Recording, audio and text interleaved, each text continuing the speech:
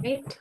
Well, thank you. Thank you all for taking the time this evening and just to get started in this entire process. I'm very excited about it. And for those of you who don't know, the idea for this plan has been talked about for a long time. And so I'm excited that NIMCOG is finally moving forward with the actual planning process and that all of you have stepped, maybe even leapt forward to be part of it. I sense a lot of enthusiasm, and that makes me excited as well. So, I just want to say, like, the process of developing this plan is, one where I think it's about as much about like thinking about connections and opportunity as it is about what you know about each of your individual communities and what you might be thinking about our region. But it's also just kind of thinking bigger and thinking very long term. So I hope that as you're engaged in this planning process, you're thinking about like some current issues and current conditions, but really trying to stretch your imagination to think about the best, longest range plan that you can for the future. Because a lot of this stuff will take time to grow and evolve and develop. And so we need you here and engaged to share in that kind of long-term goal, as well as all these short-term things that we need to take care of. And I hope that I'll just leave you with, I hope that you bring your individual expertise. You're all here for a reason, and I hope it's to share what you know about these topics, but also to be curious. The process of committee work can sometimes be a little bit of a slog, and there might be a lot of things to review and PowerPoints to watch and listen to. But just remember to stay engaged and curious and to also, if possible, because you're potentially representing other groups or you have, other community connections, if you can share what you learn, that helps other people to get engaged and as enthusiastic as I know you all are to engage in this process and hopefully eventually to implement the actual plan. So, congratulations for being here and starting this process. Thank you so much to the NIMCOG team for all you've done to bring this forward, especially Kelly Leinema and Emmanuel Regassa and the team. Abel Gould Schultz is here too. And I just want to, and Blake Acton, there you are.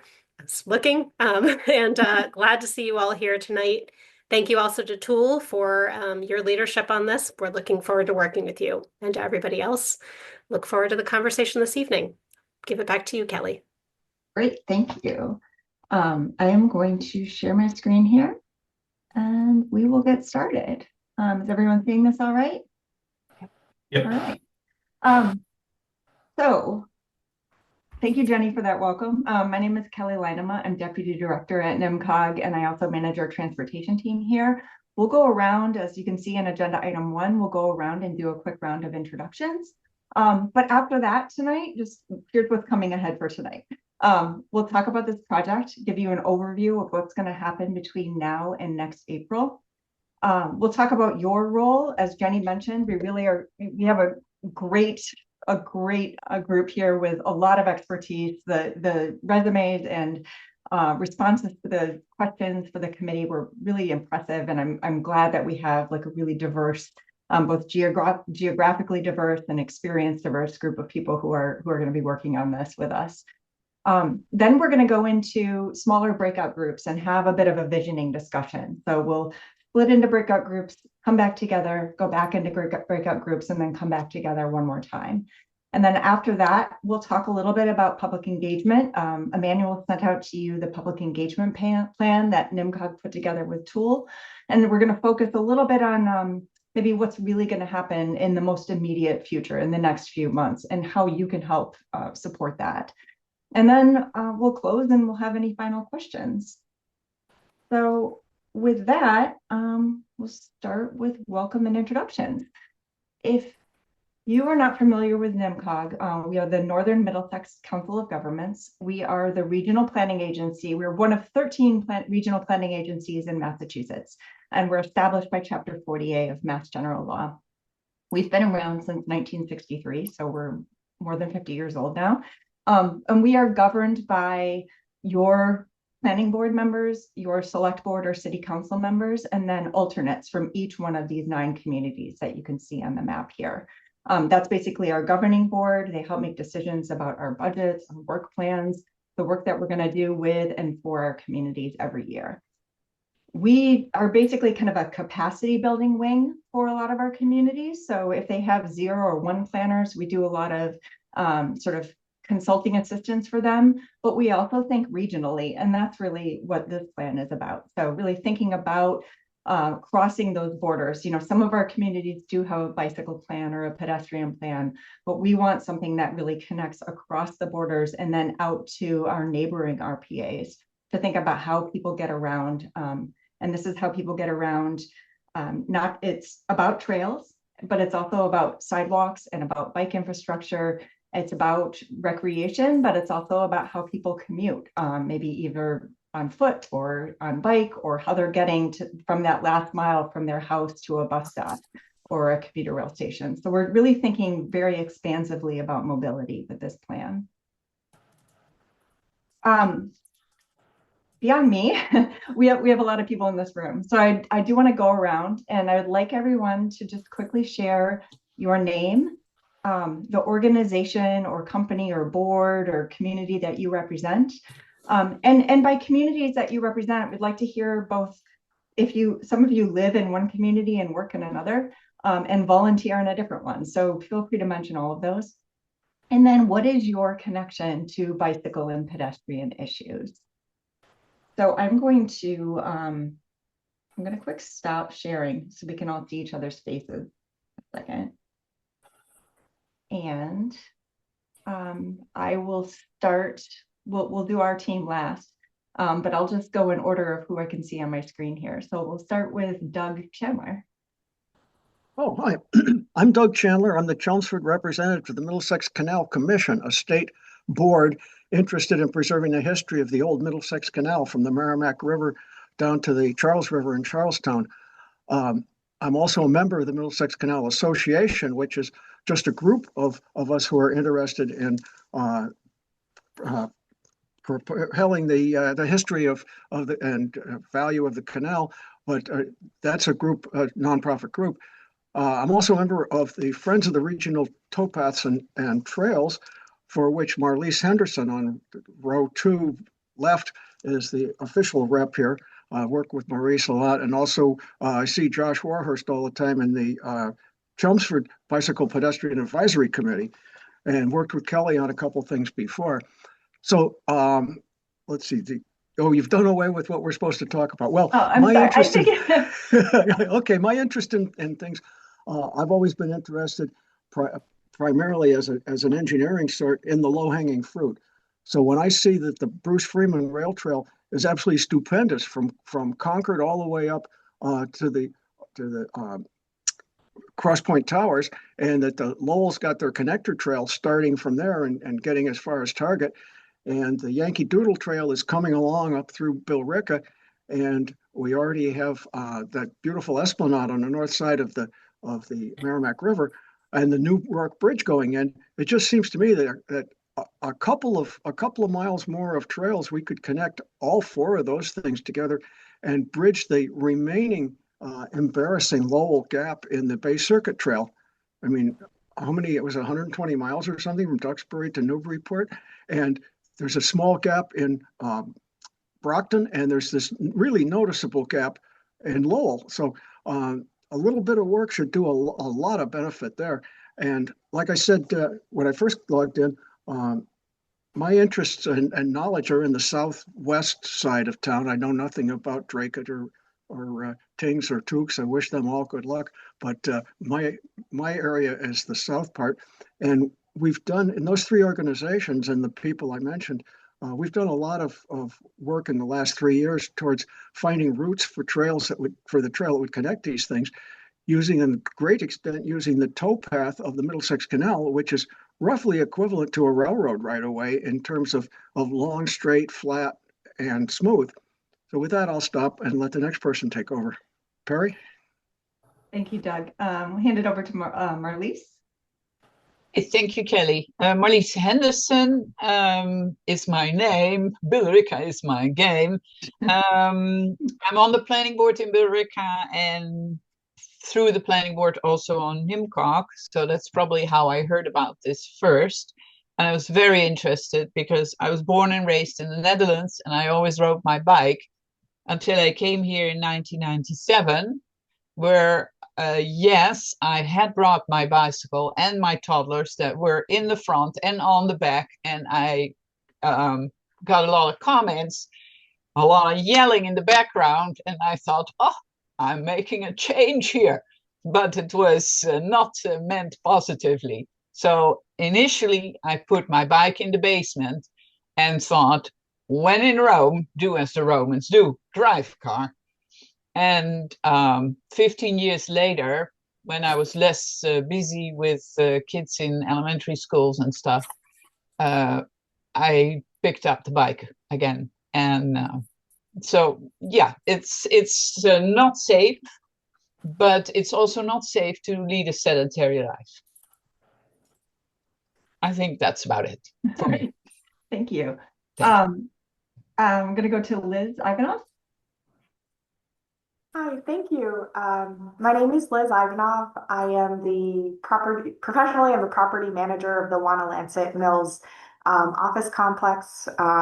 If you're not familiar with us, you may recognize the giant Christmas tree on the smokestack of the mill downtown. That's our building. One of the buildings is where NIMCOG has their office, actually, which is great to have them here. I live in Pepperell, and me and my husband are cyclists. That's our hobby. We love it. And I always think about what a tragedy it is that, even if, I would love to be able to bike to work. And I just simply don't feel safe enough to do that. And I think that's a big shame. You just went on mute. Can you hear me now? Great. Just from my, we have a lot of tenants here who like to bike to work, and we see all the students biking around Lowell, and I would just, love more interconnectedness to be for communities for cyclists to feel safer on the road and just to be able to make what we have work for modes of transportation that are not necessarily cars.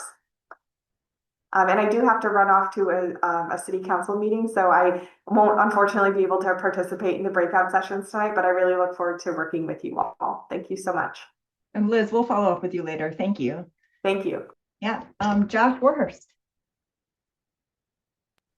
Hi, my name is Josh Warhurst.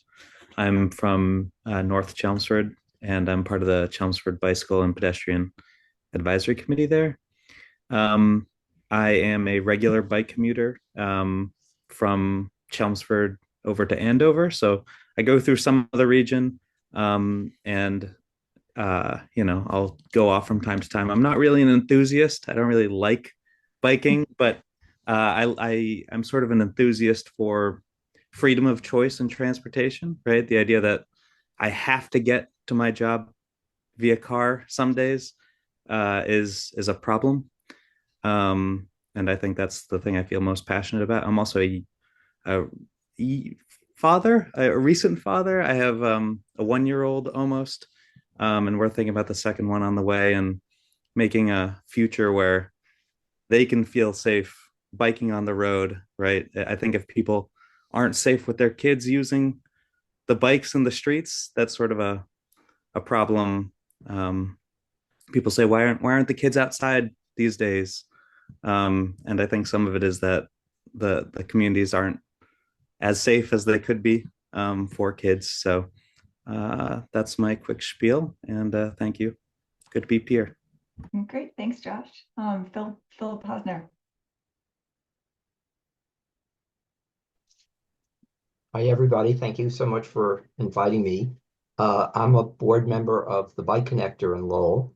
The Bike Connector is, by our own description, Lowell's community bike shop. And our mission is to get bicycles into the hands of people who need them.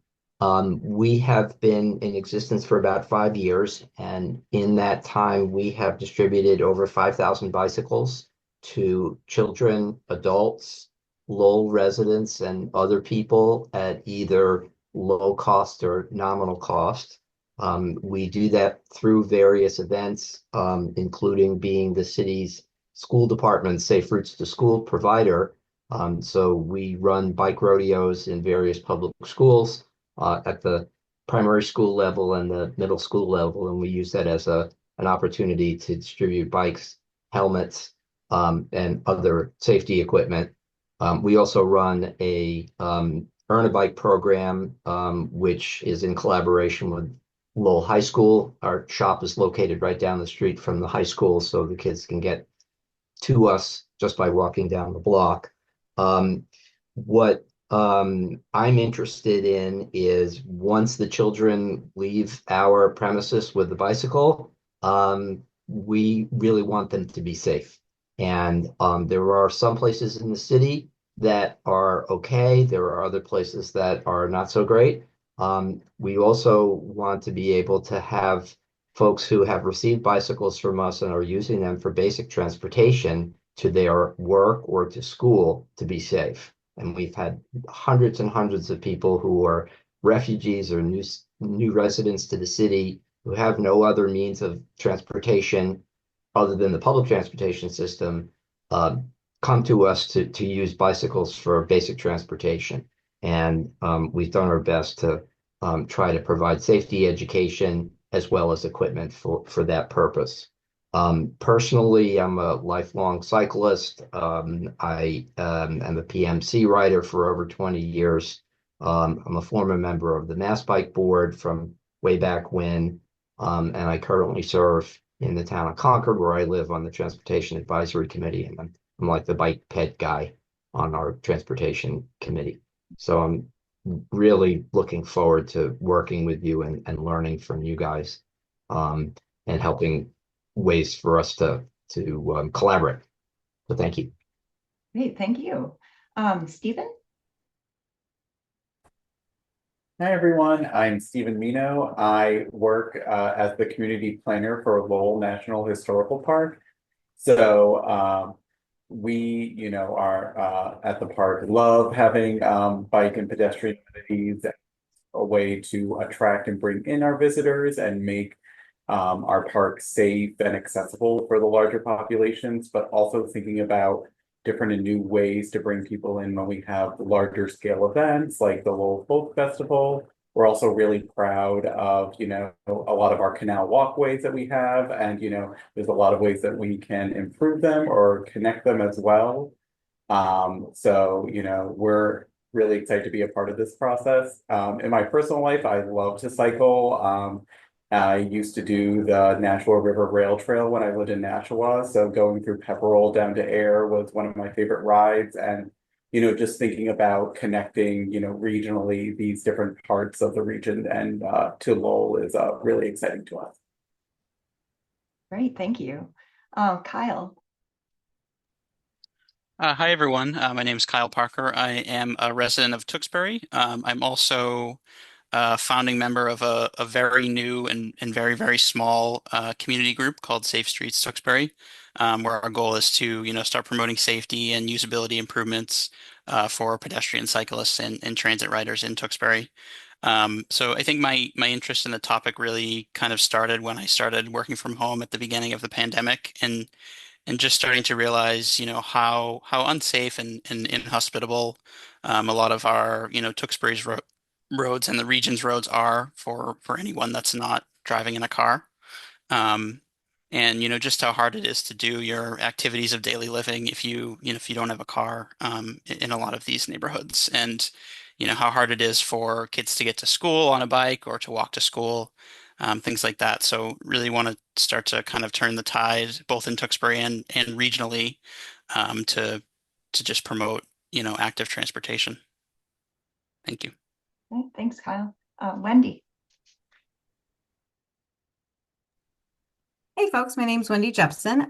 In my professional life, I'm an account manager in the ed tech space. But in my personal life, I'm apparently in the minority in this group because I'm a runner, not a cyclist. But I am an avid runner. I've done 5 marathons. I have been the registration director for Bay State Marathon in the past, and I've also been the race director for Berna's Great Lakes 5K, which is a women's only 5K in Lowell. Um, I am here because I care about pedestrian safety. I am aware that, as a race director, I have to think about, how cars are interacting with my runners, and where the dangerous intersections are. And just as a recreational runner, I want to see paths more connected because it makes it easier for me to train for a marathon and for all my other friends to train for a marathon. So I'm just not going up and down the Bruce Freeman Trail over and over and over again. Um, and I'm also here because I do think that safety for women looks different than it does for men, especially at night. And so, as you know, having a women's only race, it's also something that I think about. And so that's what I'm here to advocate for. Awesome, thank you. George. Hello, my name is George DeLuca. I'm a resident of Lowell, and I'm here as a pedestrian. I walk 3 to 5 miles a day. I can walk Lowell from end to end, but I spend most of my time along the Riverwalk. This past winter, I'm a writer. I'm producing a picture book of waterfowl that came down here from northern Canada this past winter. It's 120 pages. Just an amazing experience. It kept me down there. I could stand out there in sub-20-degree weather for 1.5 to 2 hours and not even feel the cold. I was just so in tune with what I was seeing out there.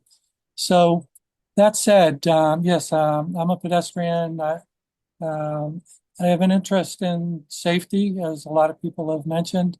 Wendy mentioned that she was more representative of runners, and there's several people here that are representative of bike riding. I'm here representative of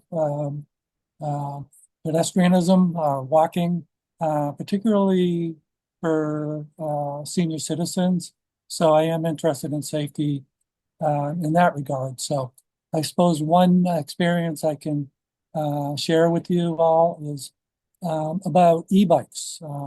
The proliferation over the past few years of e-bikes and e-scooters, and how there's the conflict between what's going on the roads, where bike riders and e-bike riders don't feel safe there. So they transition themselves to the sidewalks, which makes for an unsafe situation for pedestrians a lot of the time.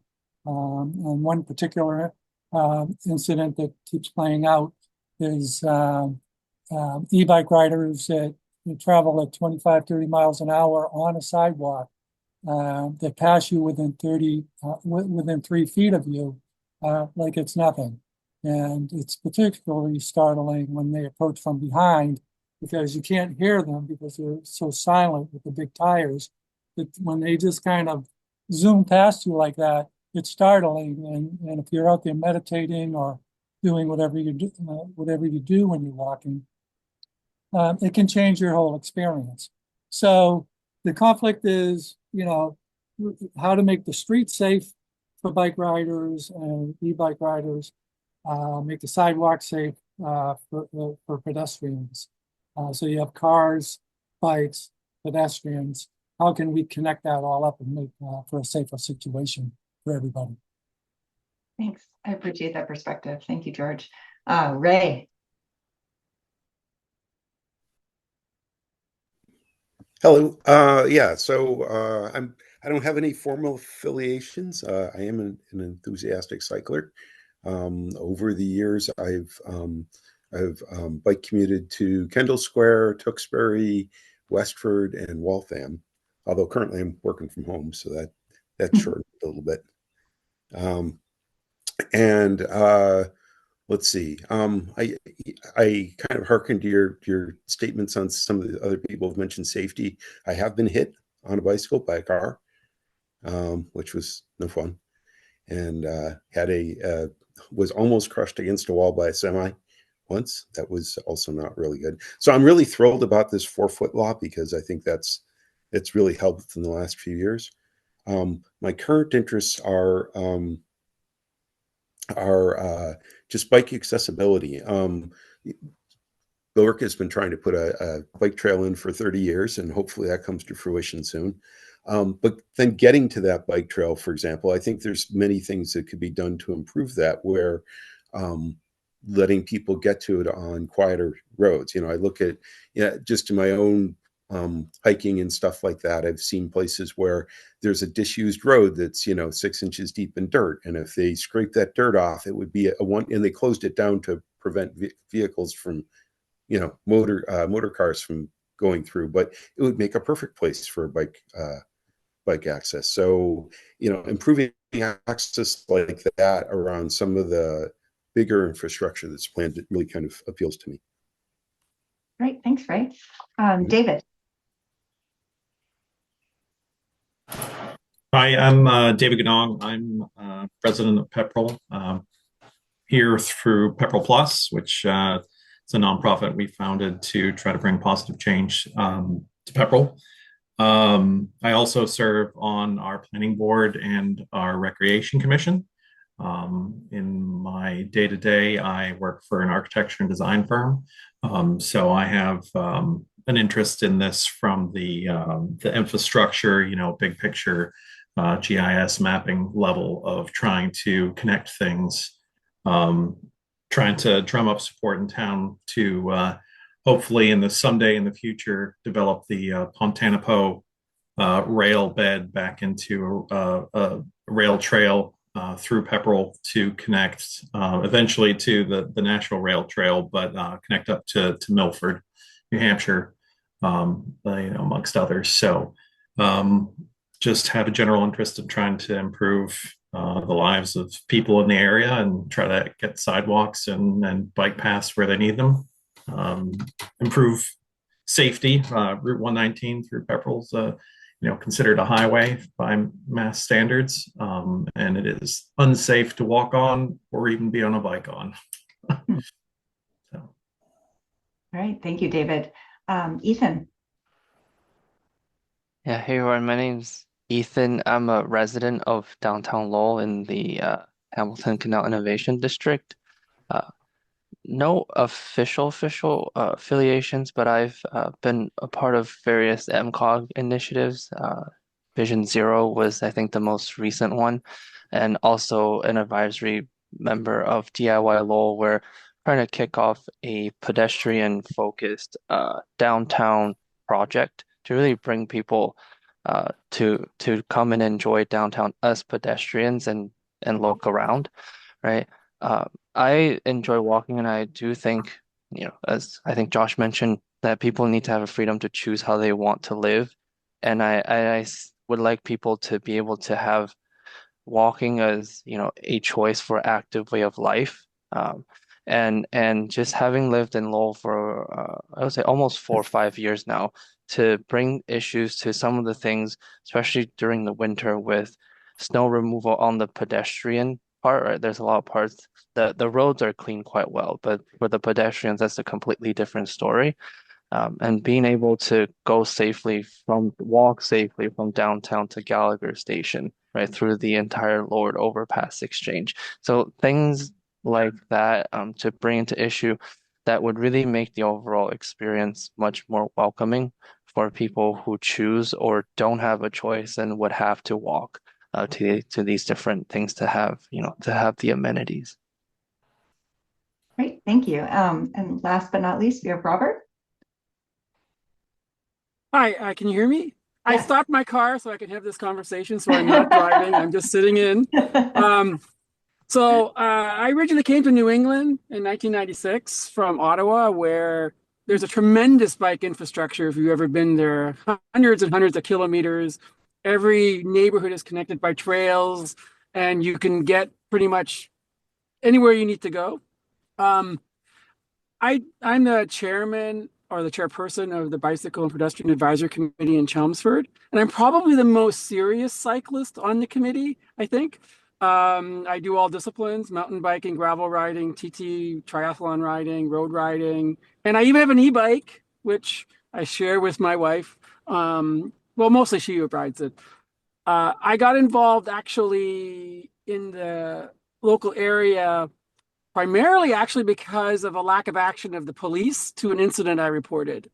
I felt they didn't really take cyclists seriously.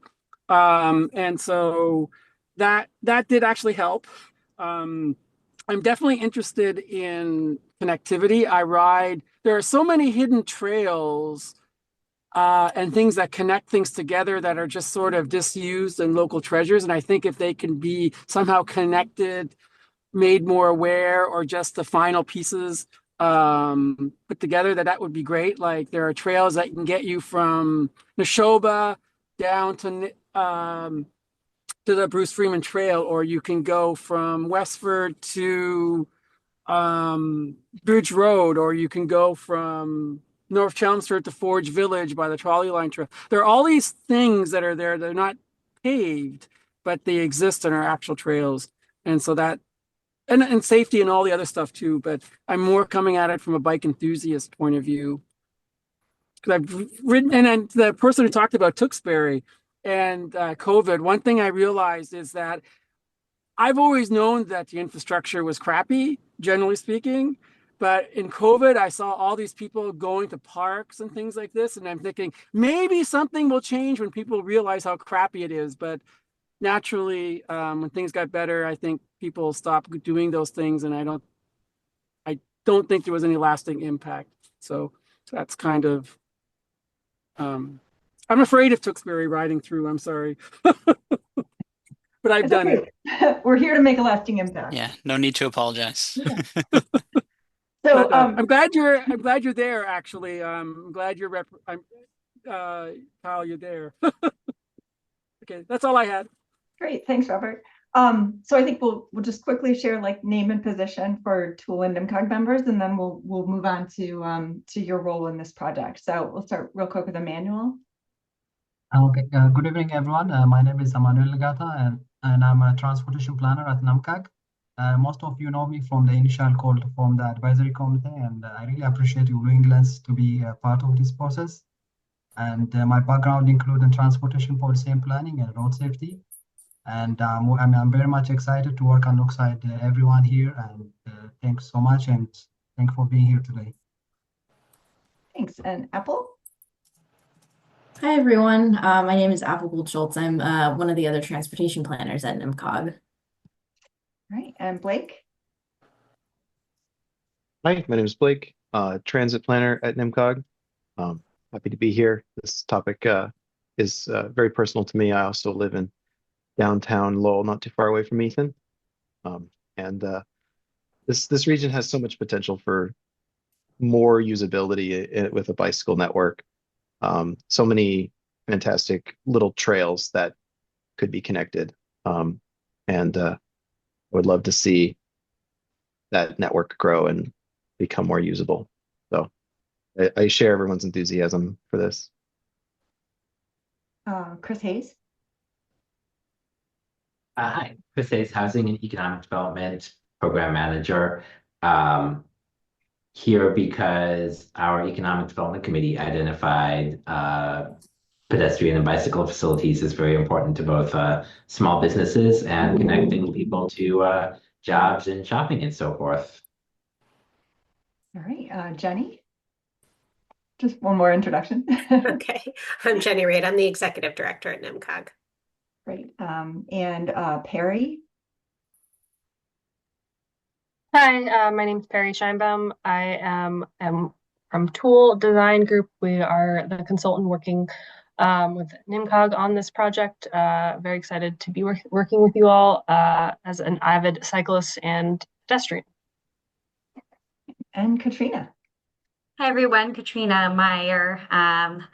Like Perry, I'm the tool design firm side of this project. And so really appreciate all the feedback we've gotten so far and looking forward to more discussions today and throughout the project. All right. So thank you all so much. I think I've learned a lot already about our region just by listening to you. I'm really excited about where this plan is going to go. So just really quick, this is on the agenda But I think just as a general governing way that we would like to think about how we run our meetings, just about sharing space together, whether we're all in the room together, we're doing a Zoom meeting or going hybrid, which might happen sometimes. Would just like to step up and step back. Want to encourage balanced participation. So if you find yourself talking a lot, maybe take a step back and listen for somebody else. Or if you aren't participating a whole lot, maybe challenge yourself to step in and share some opinions or make a statement. I'd like you to use I statements when sharing your perspective. So really you're sharing things from your own point of view. So let's acknowledge that. Listen actively and respectfully. We are going to have different opinions as we go through this planning process, but I would encourage us all to just be respectful of each other in the place that we're all coming from. We really want to stay solution oriented and collaborative. We know this region needs more connections, but this project isn't about placing blame at what may not have happened in the past. It's about thinking proactively about how we can make a better bike and pedestrian network in the future. Honoring diverse opinions and perspectives and keeping equity and inclusion at the forefront. This really is a plan for everybody. It's for people who choose to get around on foot or by rolling or on their bikes, but it's also for people who necessarily don't have choices. And so we want to elevate all perspectives here. Before I move on, is there anything else that we should maybe add to this list as something we could, something that you might think is missing that's not on this list?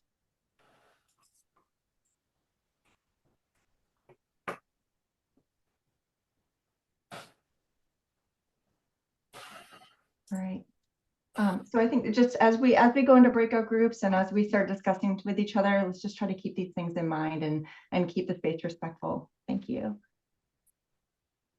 I'm going to pass it over to Tool to talk about the project overview. Thanks, Kelly.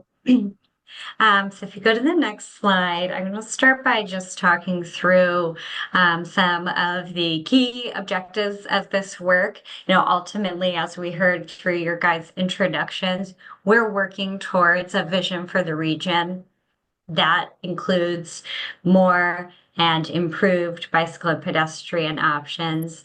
But throughout the process, here are some of the things that we're going to be doing along the way. We're starting by documenting what are the existing bicycle and pedestrian infrastructure opportunities. So in a few months or sooner here, I think you'll be seeing some maps start to come out of this process that lay that foundation. What we're doing today is we're engaging stakeholders. We're also going to be engaging residents, and you'll hear more about that in a later section of the presentation. Residents and other community members, in order to develop a shared vision and goal. So, we have our loose vision now around better walking and biking, but we wanted to find that out and create some specifics, and that'll be a feature of a later part of our discussion as well. And, we are going to have recommendations and an implementation strategy for where to start and what the next steps would be, as well as a more longer term as what's our dream network when we've ultimately built this thing out. As with the group norms, equity and accessibility are core tenets for the COG, and so that will filter throughout the plan as well. We're also working on visual representations in order to effectively communicate this. We don't want the product of this process to be a plan that sits on the shelf. We want to give the COG and you all as advocates and community members the tools to tell this story and continue this work and the momentum. And so if you go to the next slide, we have our schedule. Later on in the agenda, I believe that NUMCOG folks will talk about the moments where we are likely to re-engage this crew at 5 more opportunities throughout the process. But I'll focus right now in the next few minutes just on what the other tasks of the project are. So we've been working with our partners on the call and the municipal partners and to gather all the data so we can set a good baseline. We're working in collaboration with the COG folks to craft an existing conditions analysis that will help us identify where are things already succeeding. I know I heard in one of the intros, and we've observed this as well. It's a region with good infrastructure in some places, and that is something that really can be a backbone, and we can build upon that with improved connection. So documenting existing condition, we're also looking at demographics, where are there zero car households already? Where are, there are folks like you guys who are already taking advantage of multimodal options. So setting a great foundation with existing conditions, and we look forward to sharing some of that with this crew in the future. The next step, task 4, network identification. This is where we're going to layer on some more kind of analysis and prioritization as like where can we make change through investment, and that'll flow from discussions with this crew as well around priorities.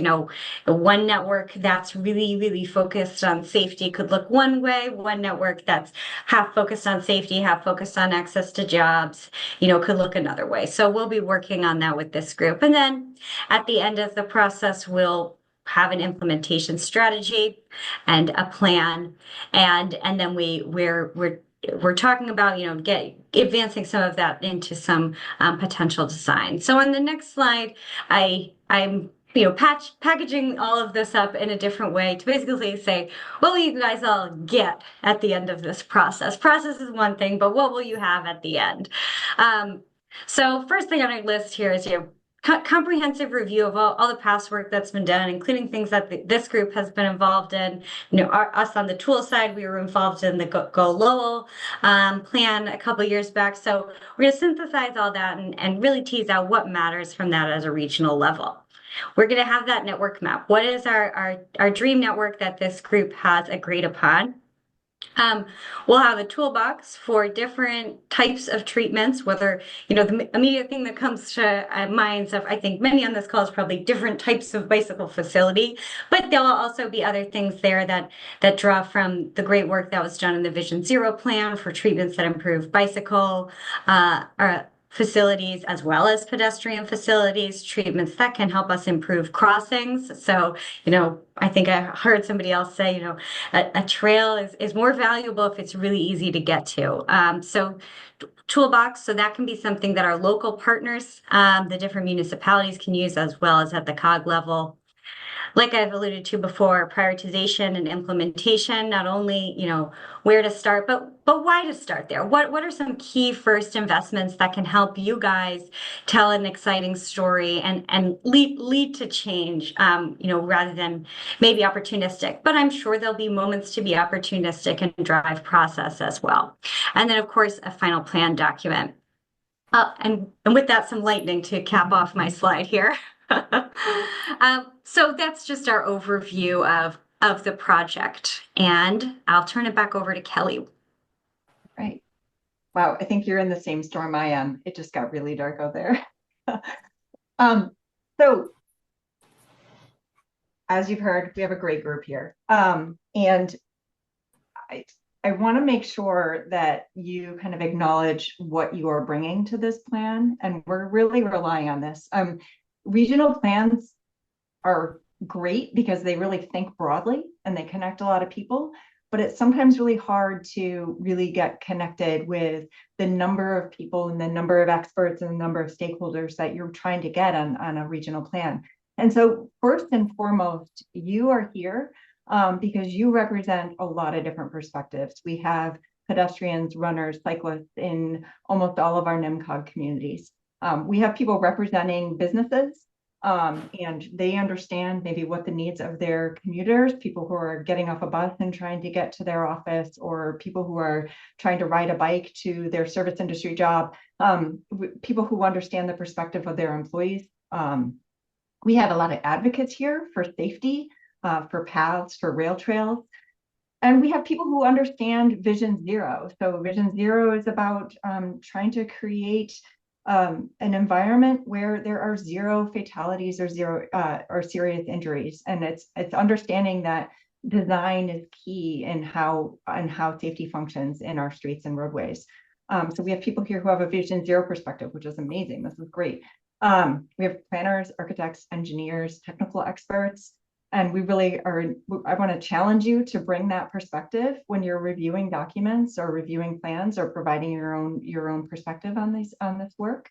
And we have members of planning boards, bike committees, pedestrian committees, and we're encouraging you to both share what you are hearing on your boards and committees, but also bring this information back to your committees so that they understand that this process and this plan is going on. We have people with perspectives from different countries, either from travel or from growing up in a different country. I think that's invaluable. And we have representatives of different neighborhoods and volunteers connected with residents across the region. So this is all very important. I want you to really keep this in mind when you're giving your perspective or when you're thinking about an upcoming opportunity to engage. Share this work with other people and bring your own expertise to this. Katrina shared the overall project schedule, and thinking more specifically about the advisory committee, this is really how we see you engaging in this plan. You're going to have a mix of in-meeting responsibilities. These are the sort of top, these 6 meetings here across the top. This is what you're going to be doing at those 6 meetings. But then we're also going to be relying on you in between the meetings to help us with outreach and engagement and in reviewing documents and commenting on commenting on these planning documents. So in this first meeting today, we're really talking about bicycle and pedestrian goals. We'll be sharing our engagement plan with you, and you may not have immediate comments right now, but we invite you to share those back with us in the next week or two. And our meeting 2, you're going to be reviewing some of these early analyses, and we're going to really do more coordination of our outreach and engagement over the summer. And in between that, we'll be asking you to help promote those public workshops. And if you're available to assist with some of those pop-up events, it's always great for other residents to see residents, not just the planners at those outreach and engagement events. So we'll have a sign-up sheet, and we'll encourage you to participate in some of those events with us.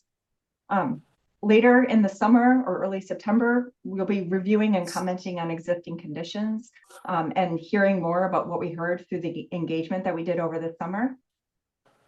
And as we move into the fall, we're going to be asking for your help in promoting a December public meeting. We'll also be doing walk audits that we would love to have you participate in those with us as well.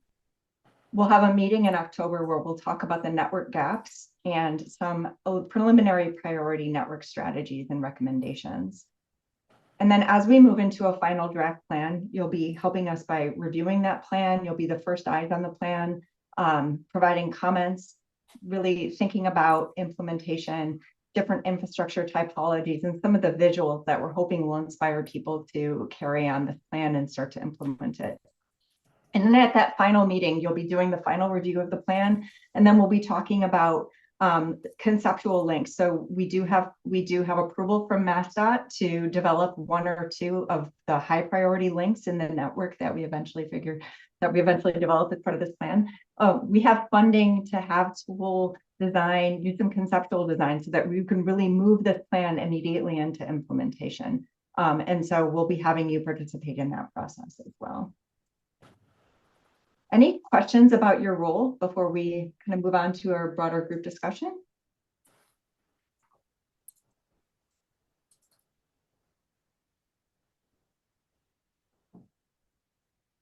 Okay. So I will hand this back over to Katrina. Awesome. So we're looking forward to getting everybody's feedback here. And so if you go to the next slide, Kelly, I'll talk a little bit about our format here. I think that we're going to start by sharing with you some of the draft goals, and then we're going to do some Zoom breakout groups, and we'll have each group will have a facilitator, either one of the tools staff or the COGS staff, and we'll do some virtual post-it notes just about some of the more open-ended questions. We heard a lot about what this group feels is is the vision and the outcome for the region in terms of better bicycle and pedestrian facilities. So we'll hit those questions, and then we'll also talk about your reactions to our draft vision statement and goals, which will serve as our North Star through this planning process. So if you go to the next slide, Kelly, I can go through some of the background. So like I said, working between the tool team and the cog team, we've got some draft goals to share with you. The draft goals, they come from our review of past planning work, both at the regional level as well as in the municipalities.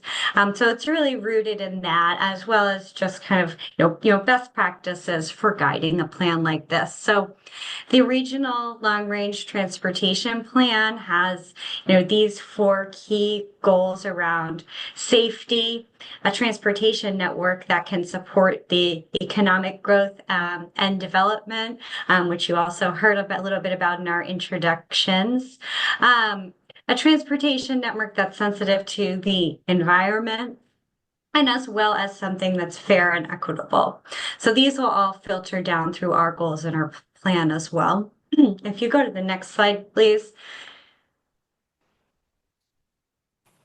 So many of you might know that the region is hot off another very exciting regional planning effort, the Vision Zero Regional Safety Action Plan for the NIMCOG region. And the purpose of these plans is really, what would a process and what would priorities look like if our number one goal was to achieve Vision Zero, which means 0 fatalities or severe serious injuries on our roadways because of traffic accidents by 2050. So it's a bold and ambitious commitment that really serves to focus around critical safety action. So this is an exciting input into our plan because it means that there's already been a lot of thinking and analysis work around those high injury corridors where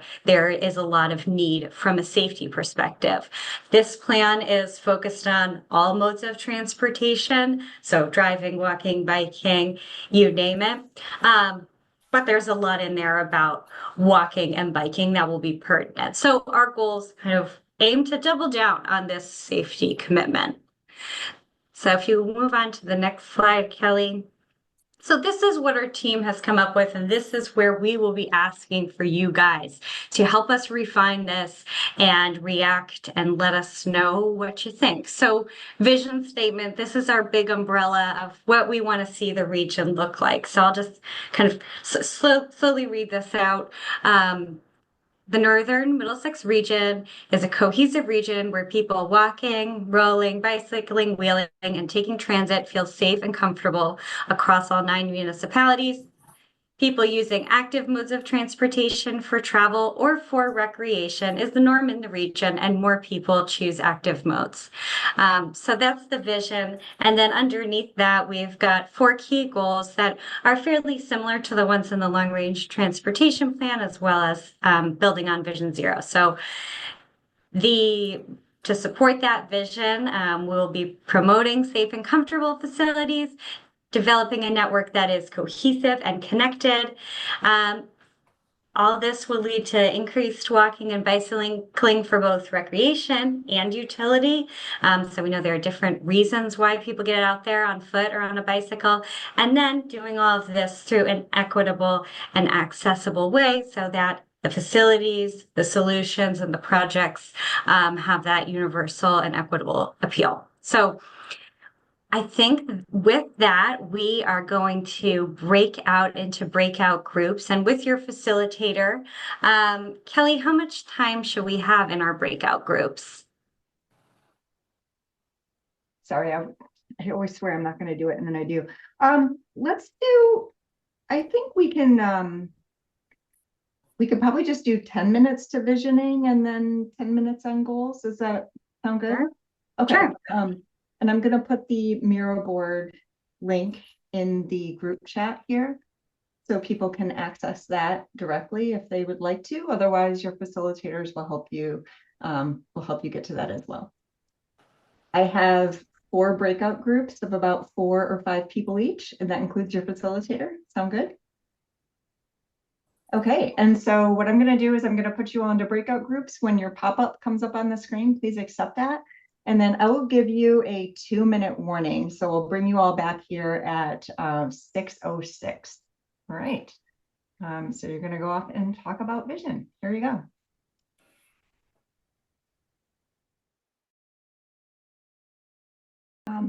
Facilitators, any quick thoughts you want to share about the discussion? I'll And hop our in group, first. Oh, yeah, no, yeah, go go for it, ahead, Katrina. Apple. Oh, okay, thank you. Yeah. We actually added quite a few additional sticky notes, kind of like goals for the region. So taking the goals that we had already provided on the Miro board and kind of adding additional comments, additional insights to them. So when you go in and look at that, there's quite a few layers of stuff. I think we had a very productive discussion about safety and communication. Yeah. Our group also has a few pointers to add. Most of us is about promoting multimodal culture in the goal section, and also revising policies to encourage multimodal transit. In the barrier section, we see that snow removal is a big barrier to talk about, and clearing sidewalks. And it was a pretty much a very good discussion. Katrina or Perry? Go ahead, Perry. Yeah, we also had a lot of good additions to our goals. Someone brought up that the importance of economic development as a goal, which I know is in a few other plans, and the importance of that for goals for the region. And there was also some discussion about kind of the criticalness of this cohesion and creating a connected network if that's not accomplished, like kind of some of the other goals won't necessarily come to fruition. So that's really important to consider. And I think also there was a note about the lack actually of equity as a goal for the planning process. It's included as a goal for the region, but the importance of adding that into the planning process as well. So that was really helpful. Great. Yeah, and just to round out, our group as well had a lot of focus on the connectivity aspect. That's really one of the most critical elements. We had some suggestions of connecting into the MBTA community's work and what that means for the future of the region, as well as excitement around using this process to improve collaboration between municipalities in the region. So. Yeah, and so our team will ingest all of this and then update, and we're excited to update those goals to reflect this discussion. So thank you all for your participation in that part of our discussion today. All right. So I'm going to quick turn. We'll have a quick discussion about the engagement plan. So let me switch over to that. So Emmanuel shared with you our public engagement plan. The document looks like this. It will look like this once we add Tool's logo to it. But this is essentially the plan that we have created for how we're going to reach out to the community, to municipal leaders, to different stakeholders in the region between now and the end of the planning process, and kind of beyond. Like as we go through this plan, we're going to be building and expanding our database of contacts so that we can, especially as we move into implementation, we can kind of keep reminding people of hey, we planned this. This is something that we planned for in this Greater Lowell Bicycle and Pedestrian Plan, and we're really focused and dedicated to implementation. The first aspects of this in the most immediate months, we have set up a email distribution list. If you go to nimcog.org/GL Bike Ped Plan, there is a sign up for that. We've put together a one-pager, and so that's one of those aspects of the plan that we would like to have you share with people in your communities and your networks. Have people just sign up to stay in the loop on this planning process. This will be one of the many ways that we distribute a region-wide survey. So we're completing the survey questions right now, and this survey is going to be live in mid-May through June. And so when we meet again, we'll meet again at probably in the middle to the end of June, and part of what we'll be able to do is look at preliminary survey results. But before that point, we're going to really need your help in promoting the survey. So once we have collateral shared and ways to share the word about the survey, we would love your help and your ideas for who we can connect to and how we can get this survey out so we can get really broad reach to understand some of the existing barriers and constraints and opportunities for our bicycle and pedestrian network. In June, if you scan through the public engagement plan, we've listed a number of community events, tried to cover every different community in our region, and we'll have a pop-up, we'll have a table at these different community events. This is something where if you are not shy with other people and you're willing to go out there and help us promote the survey or help promote this plan and start to get some input from people at these public events, we would love your assistance. And so we'll develop a sign-up sheet and distribute that around. If that's something you're comfortable with, we would love to have you help out with that.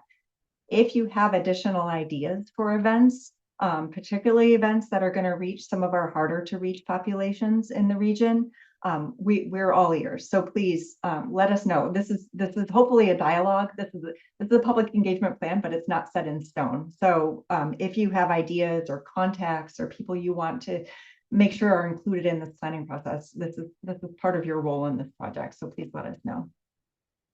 And right now we're scheduling 2 public workshops for early July. I think we're looking at Tuesday, July 8 and either July 10 or some date in the following week. These will be identical workshops, but we want to have them in 2 different locations so that we can get people from different communities or municipalities or neighborhoods. And this is something that we're going to be asking for your help in promoting. We will meet again in June. I think I'm going to close my screen here so I can see your faces. It seemed like an early evening meeting worked best with the majority of people in this group. Can you give me a thumbs up or a thumbs down if that's the case? We'll send out a doodle poll for that next meeting. And we'll provide like a lunchtime option. Maybe that also works for people, but we're going to try to schedule that next advisory committee meeting for mid to late June. Part of that meeting will be to talk about what we would like to present at the July public meetings, because we want to get your input on that and make sure that we're presenting something that I think you're going to be like our good critical advisors here. Let us know what we're missing. I think that's what we saw. And when we talk about goals too, it's really helpful to have your expertise and your opinions really helping us notice our blind spots. And so we'll be asking for your help in doing that when we come back together in June. Other aspects of this public engagement plan, like I said, we have the survey coming up. We're going to be doing municipal meetings. NIMCOG is going to be meeting with each of our municipalities. So we're kind of taking care of that side of the relationship. We need your help in reaching out to those stakeholders and getting them involved. So please email us, give us a call Emmanuel, call myself, call Apple, and we'll communicate that. We'll share any concerns with Tool, and we'll help to coordinate any outreach and engagement that needs to happen.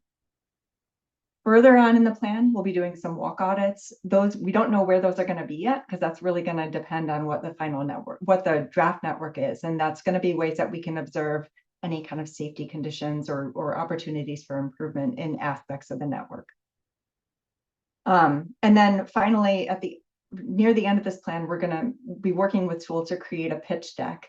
And this is sort of a presentation that we can shop around to different stakeholder groups in the region. We can bring it around to engineers, to consultants, to municipal CEOs, our town managers and city managers, and to help to kind of promote the plan. Like, hey, we did this plan. We want to get people on fire about it. And really, we want them to not stop hearing about it. That's really the goal, is because in this day and age, you really got to stay in front of people in order to get things done. And that's what we're hoping to do with this plan. As I mentioned, that public engagement plan is a living document. We're open to suggestions. If there's anything that you want to share right now, I'm gonna zip it for a second. Please feel free to raise it.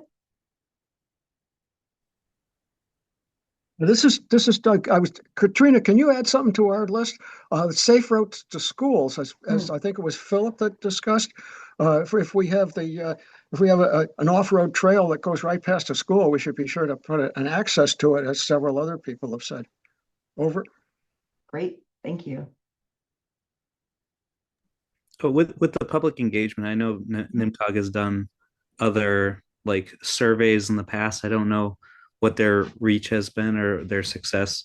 I find that a lot of people aren't willing to sit down for a 20-minute survey, even if it's asking all the right questions. I don't know if there's a way to do bite-sized surveys. Like, for instance, people walk by, they can ask a question, right? They don't get the entire thing. You guys are smart. I think you can figure it out, but that's been a problem. Even I've given past things to people and they say, this is a little bit too much. I'm like, okay.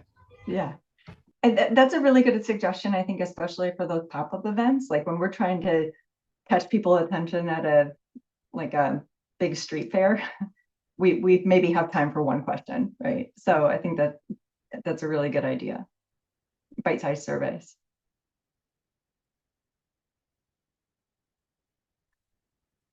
Any questions about this broader planning process? I recognize we're running up against time here, so happy to field any questions from you all about what's going to happen,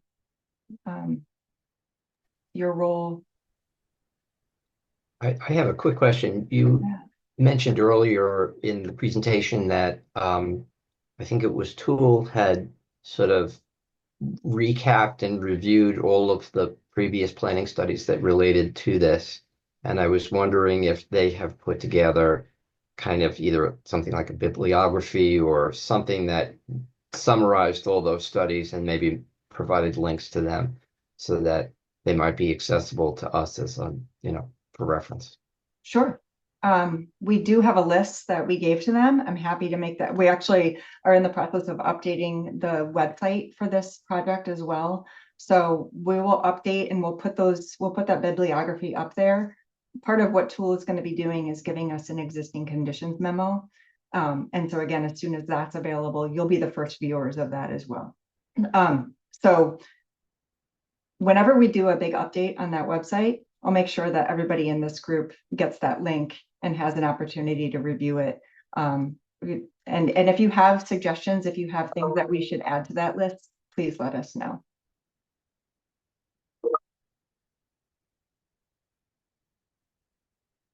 I guess one more thing. I think that sometimes the branding of bicycle and pedestrian or pedestrian and bicycle can be, I'm not saying it's alienating or anything, but I think that, some people who drive, they're like, oh, that's hippie stuff, or, that's, I'm not part of that group, right?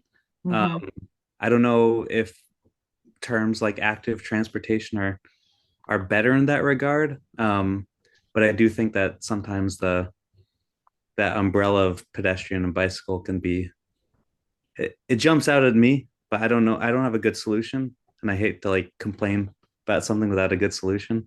But I'll just say it in case it jogs somebody else's mind. Yeah. How about getting those pesky bikes out of the way on the road? The taking away your parking spots plan. I'm just kidding. That's a good suggestion. Thanks. I know we had talked about Middlesex moves or something that's a little bit more mobility oriented.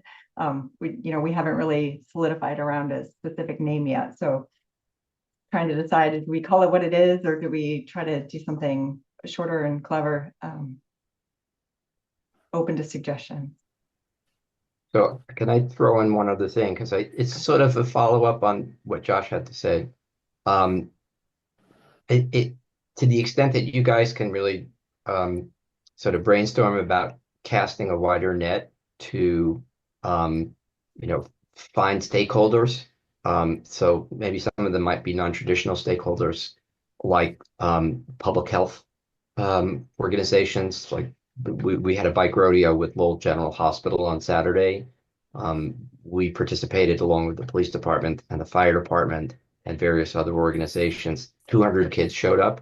We had a blast. It was really great. And it was an opportunity to discuss both these kinds of issues and then just basic safety issues for the kids, because, you know, that's what our audience was about. But I did have a really great conversation with one of the police officers who said, my former captain thought this stuff was fluff and I couldn't do it for a few years.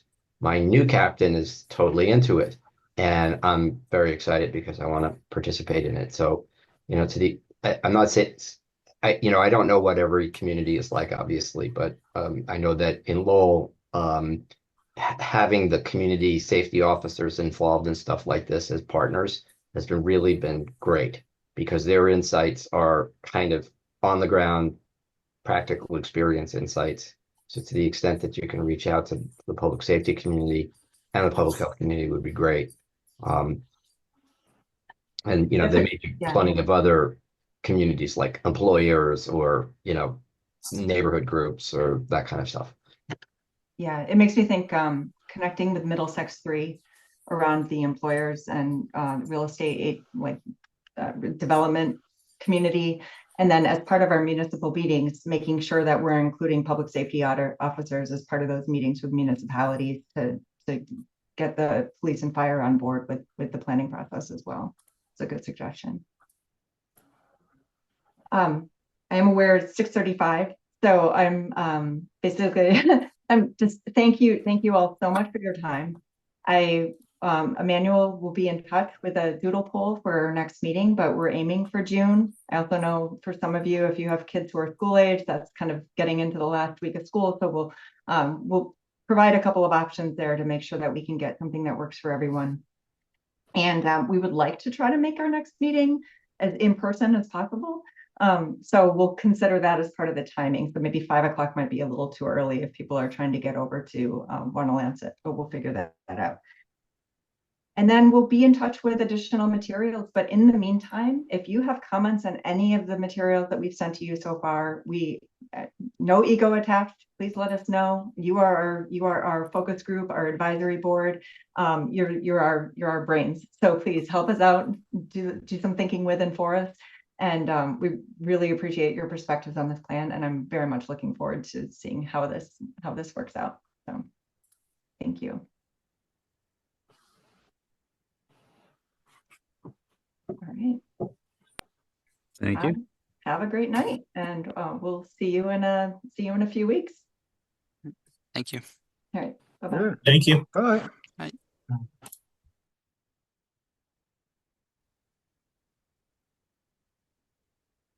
Okay. Have a good one, Kelly.